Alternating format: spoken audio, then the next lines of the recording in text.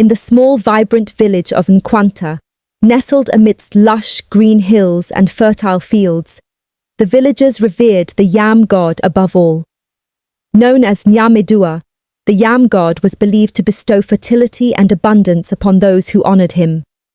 Among the most devout was a humble farmer named Owusu. His life was rooted in the soil, and his heart was anchored in his family, particularly his son, Kweku, who was the pride and joy of his life. Owusu was a good man, and the other villagers loved him. They also respected his son, Kwame. It was believed that whoever gets fruitful harvest every year like Owusu was personally blessed by the gods. Every morning, as the golden rays of the sun bathed the village in warmth, Owusu would stand in his fields, his hands calloused from years of tilling the land, and offer a prayer to Nyamedua. Nyamedua mibiwom paese wadom non ni, he would murmur, asking for the god's blessing. Soon, all the other villagers began to copy Owusu as well, and each morning, they too would offer thanks to Nyamedua, arms outstretched in silent prayer. Still, no one's harvest was as bountiful as Owusu's. Kweku, a spirited young man with eyes that sparkled like the stars, would often accompany his father, learning the ways of the land and the traditions that had been passed down through generations. Their bond was unbreakable, and the villagers also envied that. Kweku was also very intelligent, and all the other fathers often scolded their children, holding palms of raffia and whipping their children. They would say to the boys, their hands on their waist, tired from whipping their children, and weight of their potbelly weighing them down, "Kwame is a joy and pride to his father, but all you are a shame to me." Because of this, all the other kids hated Kweku and openly showed their hatred for Kweku. Kweku, on the other hand, did not mind them, because to him, his father Owusu was his best friend. One fateful day, as Owusu worked in the fields, he stumbled upon something extraordinary. Nestled among the ordinary yams was a rare, glowing tuber. Its radiance was mesmerizing, casting a soft, ethereal light around it. Owusu's heart raced with excitement. "Eyi ye Nyame Adom," he whispered, believing it to be a divine blessing from Nyamedua. Owusu was a nice, hard-working man, but like all humans, he was also greedy. Owusu secretly loved the attention that the villagers gave him, and to him, this new discovery will make him invincible amongst the villagers. He'd be worshipped and revered, and he would be very rich. Once news got out to the other villagers that he'd discovered a glowing yam, soon he would be going from village to village as a famous man, with his son by his side. He carefully dug up the yam and carried it home, cradling it as if it were a precious jewel. Owusu turned it here and there under the bright morning sun. The more he turned, the more the yam glittered. Owusu smiled, for the first time in months, his wrinkled face twisting into a bright expression that made his face seem to glow. "Abena, meso nyame adombei," he called to his wife, Abena, as he entered their modest home. She looked up, her eyes widening in awe at the sight of the glowing yam. Owusu was bragging to her about his latest find. She lougered and clapped her hands, excited for her husband. Kweku, curious and eager, rushed over to see the extraordinary find. "Papa, eyi yeden?" he asked, his voice filled with wonder. "Ftaha, what is this? It is extraordinary." Kweku rushed over and ran his hand through the yam. It was juts like a normal yam, its edges rough and coarse, and sand logged between its tendrils. But it was glowing. "This is a gift from Nyamedua," Owusu explained, placing the yam on the family altar. "We must honor it and give thanks." Owusu closed his eyes and muttered a prayer, right there in front of his wife and Kweku. Owusu was always a religious man, but did not mean that he wasn't greedy. He was. That night they held a special ceremony, offering prayers and sacrifices to the yam god. That evening, Owusu and Kweku had gone round the village, showing them this glowing yam. Owusu made sure they got to the chief's palace. The chief Pashikwame was a respected man in the village of Nkwanta. His eyes were wise and his shoulders dropped, but he was still a formidable man. In his prime, the chief was a boxer, a renowned royal prince, who took to the streets and became a professional boxer. He was good at it too. Now at the round age of 79, Kwame looked a little over 56, and not a day more. When Owusu got to the place, the chief examined his face, shook his head and sighed. He was not impressed nor pleased. Owusu was enraged and annoyed as he stared the man down. His spirits would not be dampened by an old man. Owusu was always respectful, but not that day, the day of his success. "What is the matter, Pa?"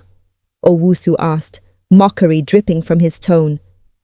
Kwame fixed Owusu a sharp glare. "Owusu, you should have left this yam where you saw it. It is for the gods. Now you have disrupted something in the universe." "Pa!" Kwame was not smiling. He was serious.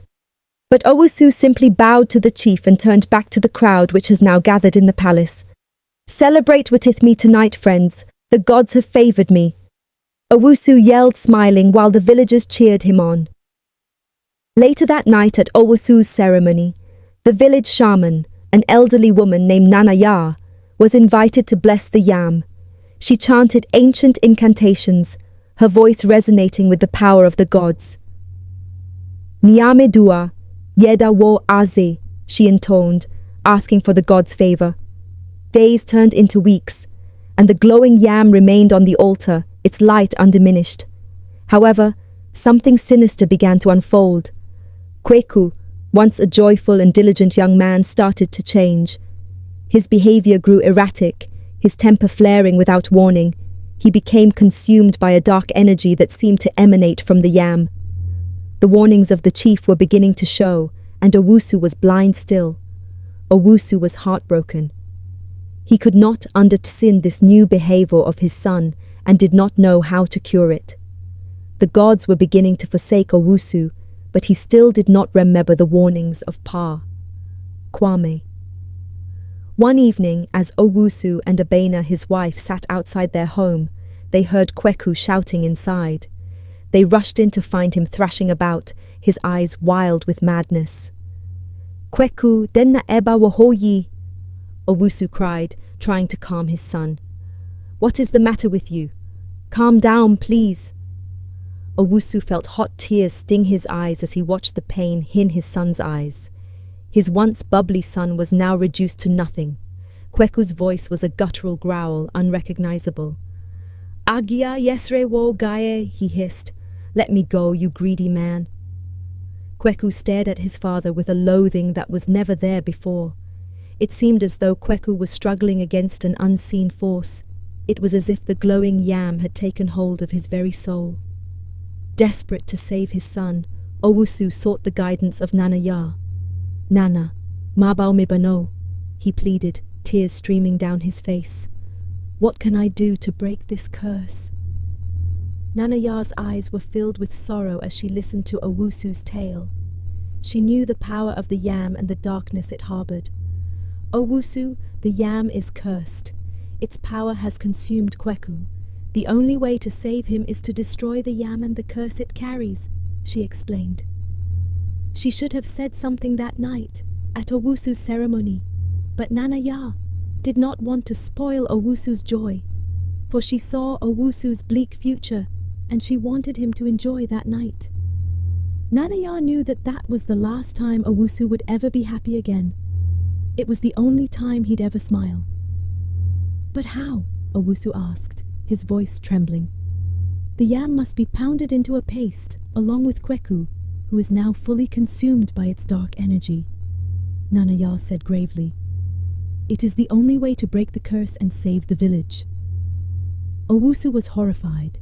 The thought of pounding his beloved son alive was unbearable. "Nana, enye senna mitumi aye ei," he cried, his heart breaking.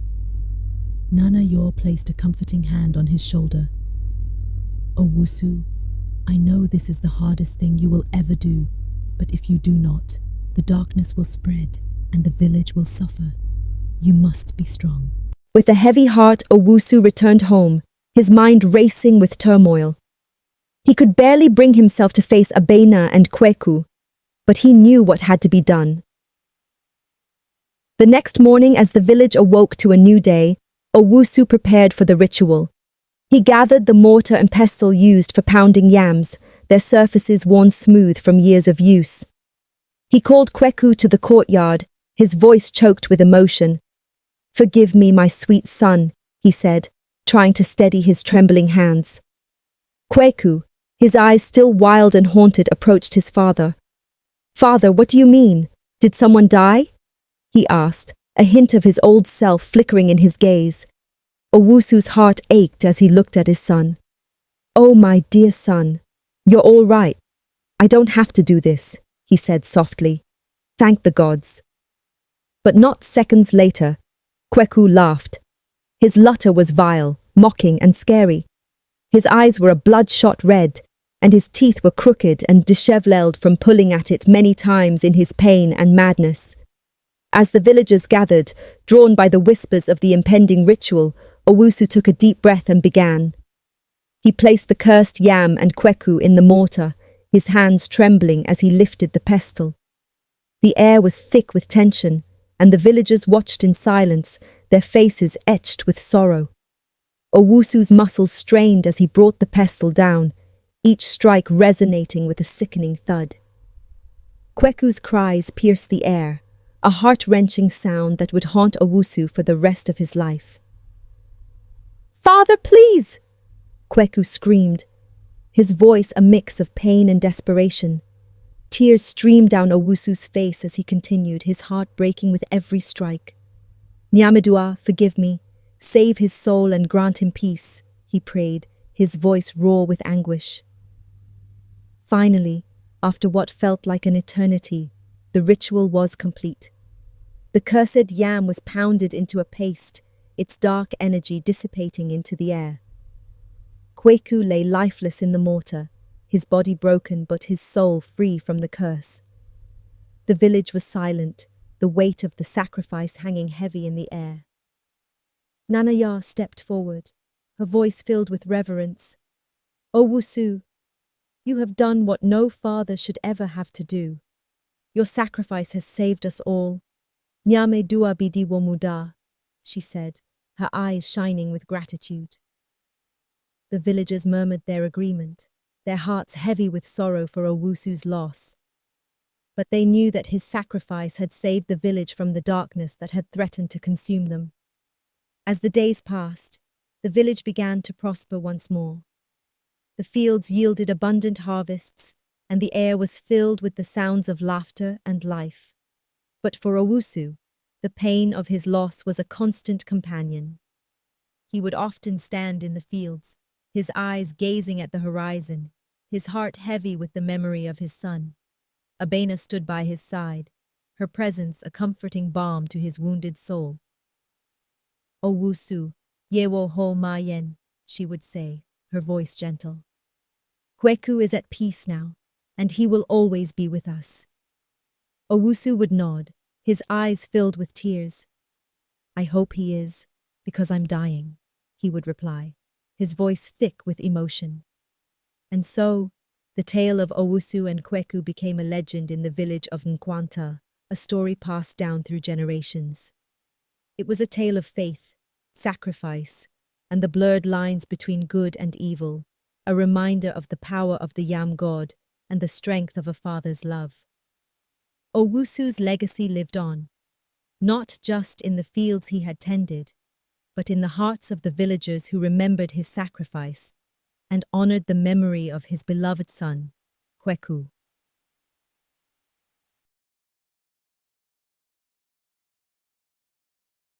If you like this story, don't forget to show some